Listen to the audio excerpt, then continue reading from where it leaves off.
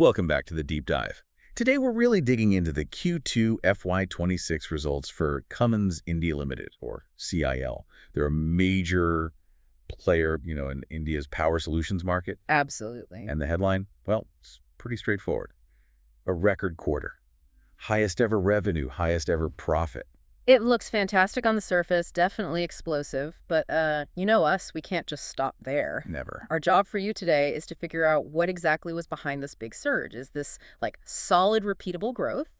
Or were there some one-offs, some temporary things puffing up the numbers? Right, what's sustainable? Yeah, exactly. We've got the regulatory filings, the press release, the earnings call transcript, going to piece together the real story from those. Okay, let's unpack this then. The standalone figures for the quarter ending September 30th, 2025.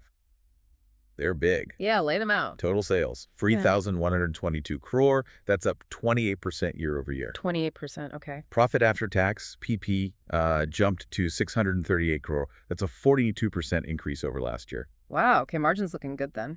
Seems like it. And the profit before tax, PBT, before any exceptional items, that grew 41% year over year to 839 crore.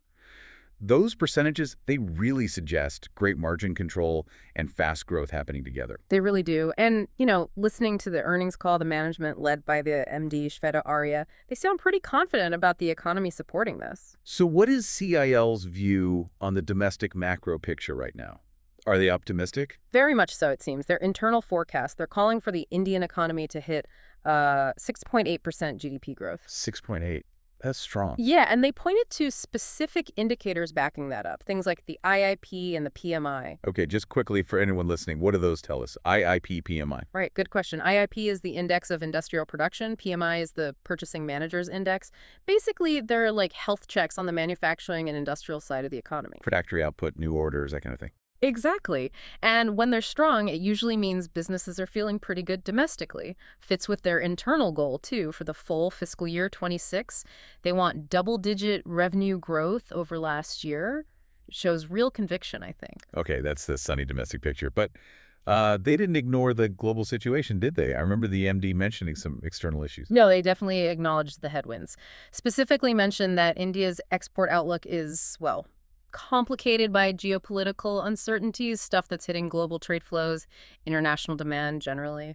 So strong at home, cautious abroad, that tension feels important. It's critical context, and it really shows up when you look at where the growth came from. Because that domestic strength, it was massively concentrated in, well, one particular area. It wasn't across the board at all. Oh, okay. That brings us straight to power generation, the domestic power gen segment. Yeah. The numbers here are just, well, huge. 340 crore in sales. Yeah. Up 49% year over year, and up 27% just from the last quarter. So the obvious question, what on earth drove that massive spike? Okay, this right here. This is the absolute core insight you need to take away from this deep dive today. I'm ready. Management was really clear on the call. This huge growth has a very specific driver. Roughly 40% of those Q2 power gen sales, they came directly from data center project execution. 40%, just from data centers. 40%. That one factor was responsible for almost half the segment's growth compared to last year. Whoa, okay, hold on. If that 40% is like big, lumpy projects that don't repeat, should we be worried? Is the market maybe getting ahead of itself on CIL's stability? That sounds more like a lucky break than a reliable trend. Well, that's the million-dollar question, isn't it? Management themselves called it lumpy business. These are huge orders, hyperscalers, and they depend on tricky things like getting site clearances, complex execution timelines. It's stuff that doesn't happen smoothly every quarter. Exactly. And they explicitly said, look, don't expect this level of data center business to repeat every single quarter in the second half of the year. Okay, context is definitely key here. So let's try and strip out that loneliness. If we mentally remove that massive data center effect, that 40%, what's left? What does the underlying core market look like? Is it still healthy? Oh, absolutely. There's plenty left, and it looks very healthy indeed. Even when you adjust for that data center lumpiness, the core power gen business, still incredibly strong. Oh, strong. Management confirmed it. Excluding those specific big project executions, the core power gen business still grew 20% compared to the same quarter last year. 20%. Okay, wow. So the total is 49%, but Tooling away the data centers leaves 20% fundamental core growth. That's still really good momentum in the underlying market. It really is. Shows the domestic market is expanding nicely, even if the headline number got a bit inflated by those specific wins. Right. And the overall volume picture backs this up, too. They said volumes are now back to where they were before the whole CPCB4 Plus transition across all segments. And just remind us, CPCB4 Plus was the big emissions standard change, right? Caused a lot of disruption. Exactly. New, stricter standards for engines caused huge compliance costs, supply chain headaches, really froze the market for a bit. So getting back to those pre-transition volume levels, that's a massive signal of stability returning. And pricing. Did they say anything about that? Yeah, they mentioned pricing has largely settled down after the CPCB4 Plus launch. Still competitive out there, definitely. That pressure remains. But the wild swings seem to be over. Okay, let's track that stability idea across the other business segments. Distribution looked pretty good, but industrial, the one tied more to construction and mining, seemed, well, weaker. That's right. Distribution, which is mostly aftermarket service, parts, maintenance that did well. Sales hit 796 crore, up 21% year over year. Which makes sense if the core market's busy, right? More machines running means more need for service. Precisely. It's a great flow-through effect. High utilization of the existing machines out there, the older CPCB2 base, real engines, mining equipment, it all feeds directly into demand for maintenance and parts. Okay, so if utilization is high, why did the industrial business fall? That's where they sell the actual engines for new construction gear, mining trucks. Sales there dropped 5% year-on-year and 7% from the last quarter, down to 387 crore. Seemed like a disconnect. Yeah, it does seem odd at first glance, but the weakness there wasn't really like a sign the whole market's collapsing. It was down to two specific, more temporary issues, according to management. Okay, what were they? First, construction. It got hit pretty hard by the extended monsoon season this year. Construction activity just grinds to a halt when there's heavy rain, obviously. Still, it brought in 121 crore. Okay, weather. Makes sense. And the second reason? That one's more about government cycles.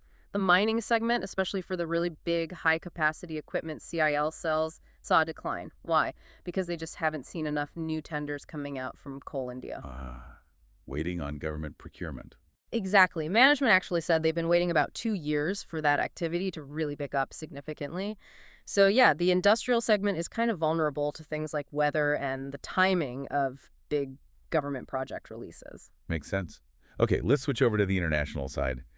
Exports, they look strong in Q2, didn't they? Yeah. 545 crore in sales, up 24% year over year. Where did that come from? Yeah, good performance there. The growth was led by high horsepower engines, HHP, that was up 40% year over year. Low horsepower LHP was also up by 11%. Any specific regions driving it? They called out Europe and the Middle East as being particularly strong markets. So, yeah, even with the tough geopolitical climate everyone talks about, there are still pockets of pretty strong international demand out there. But, I sense a but coming. Just like with the domestic power gen number being a bit lumpy, is there a caution flag on exports going forward, too? There is, yeah. You're right. Management basically guided for, and I quote, a little bit of softening of the order intake in the next quarter. Softening. Why? Is demand falling off a cliff? No, they don't think it's a structural demand problem. They put it down mostly to inventory correction happening in their overseas channels. You know, distributors may be stocked up. Now they need to work through that inventory. Okay, so a temporary adjustment maybe? What about tariffs? Any impact there? They address that too. Said tariffs really only impact their U.S. exports, and the U.S. isn't actually a very significant contributor to CIL's overall export growth anyway, so they seem relatively insulated from that specific issue. Got it. Okay, let's pivot to competition. This came up again and again on the call, didn't it? Management kept saying the competitive intensity was very broad-based. Yeah, definitely a recurring theme. They're fighting it out across all engine sizes, low, medium, high horsepower.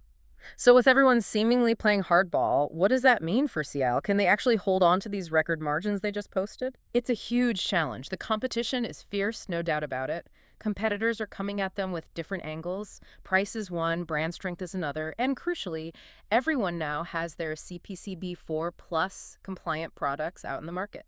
The playing field is level in that sense. So CIL can't just rely on having the compliant tech anymore. Right. So their whole strategy, as they described it, is really leaning into their value proposition. They seem to know they probably can't always win just on the initial price tag. They used that insurance analogy, didn't they? Selling reliability. Exactly. How much extra are you willing to pay for that peace of mind, that reliability? That's the core question. Especially for a backup generator. Right. Their argument is, look, a backup genset might only run for, say, 10 minutes a year when the power goes out. But in those 10 minutes, it absolutely has to work. No questions asked. Failure is not an option. Precisely. So CIL is focusing on that long-term operational excellence, the brand reputation for reliability, trying to justify why their perhaps slightly higher priced product is worth it compared to others. It's a tough sell in a price-sensitive market sometimes. Okay, looking ahead then. What about new growth areas? Anything exciting in the pipeline, especially with all the changes in the energy sector? Well, they talked about their new battery energy storage system. They call it the best solution. Apparently there's a lot of interest. They confirmed many live inquiries coming in from potential customers. But inquiries aren't orders. True. Adoption seems slow. It takes time, for businesses to figure out how to integrate totally new power backup systems, move away from traditional generators. It's a big shift. Any other new areas? Railways was mentioned. Relatively small, but they did get their hotel load converters approved for serial production last quarter.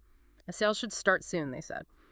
But yeah, starting from a tiny base, so more of a future potential thing for now. Right.